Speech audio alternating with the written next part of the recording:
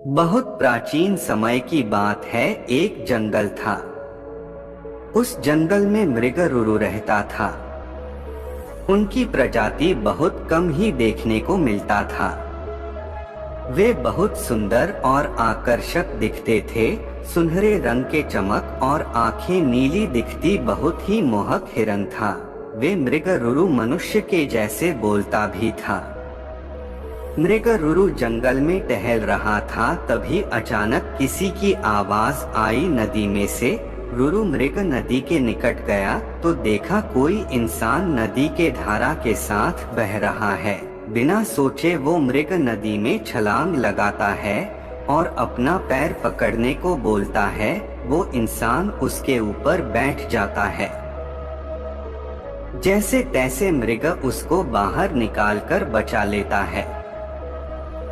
इंसान जब सुनहरे हिरण को देखता है तो बस देखते ही रह जाता है। उस इंसान ने हिरण को धन्यवाद कहा। तभी मृगरुरु बोलता है, मेरे बारे में किसी को बताना मत, नहीं तो इंसान मेरा शिकार करने आ जाएंगे। मृगरुरु की बातें सुनकर इंसान ने कहा, मैं किसी को नहीं बताऊंगा। इतना बोलकर वो अपने गांव चला जाता है। मगध राज्य की रानी सो रही थी और सपने में उसी रुरु मृग को देखती है। जैसे ही सपने से जगती है, राजा को बुलाकर बोलती है, मुझे वैसा हिरण चाहिए जैसा मैंने सपने में सुनहरा हिरण देखा। अब राजा ने ये बात सुनी और पूरे राज्य में घोषणा करवा दी कि जो भी इस हिरण का पता बता देगा उसको बहुत सारा इनाम दूंगा और एक जमीन उसके नाम कर दूंगा। सबने ढूंढना शुरू किया पर किसी को मिला नहीं। बात हर जगह फैल चुकी थी। अब उस आदमी को इस खबर के बारे में पता चलता है जिसको मृग ने डूबने से बचाया था। वो इंसान देर न करते हुए राजा के दरबार में पहुंचता है और राजा को बोलता है, मैं जानता हूँ मृग के बारे में कहाँ रहता है। उस जंगल का रास्ता और उसके रहने का जगह भी मुझे पता है।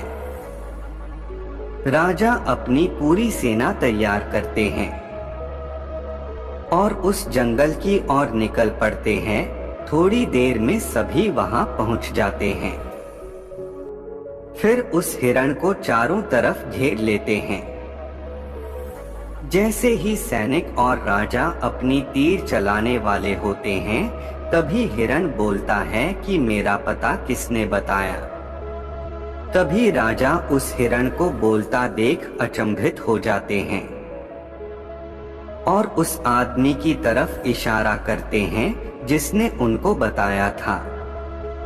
वो हिरण बहुत दुखी होकर बोलता है, सूखी लकड़ी को डूबता देख निकाल दो पर किसी इंसान को नहीं। ऐसा सुन राजा बोलते हैं, क्या मतलब? तब हिरण बोलता है, मैंने उस इंसान को मरने से बचाया था और सब भूलकर मुझे मारने आ गया। राजा ये बात सुनकर बहुत दुखी होते हैं और अपने सैनिकों से उस इंसान को मारने को बोलते हैं, लेकिन हिरण बोलता है, नहीं महाराज, मत मारो उसे, मैं उसकी तरह नहीं हूँ किसी को मरता हुआ देख पाओ। राजा इतना करुणा देख उस हिरण के मन में बहुत प्रभावित होते हैं। ये जानवर इंसान की मदद करते हैं, तब भी हम इनको क्यों जान से मारते हैं? ऐसा सोचकर राजा उस हिरण को बोलते हैं, मैं तुम्हें नहीं मारूंगा, लेकिन तुम्हें मेरे महल में कुछ दिनों के लिए आकर रहना होगा और हमें अपनी सेवा करने का मौका दो। राजा की ये बात सुन हिरण ने स्वीकार किया और कुछ ही दिन महल में रहकर वापस जंगल वापस लौट गया और वहीं रहने लगा। हिरण एक जानवर होकर सबको इंसानियत का पाठ पढ़ा गया।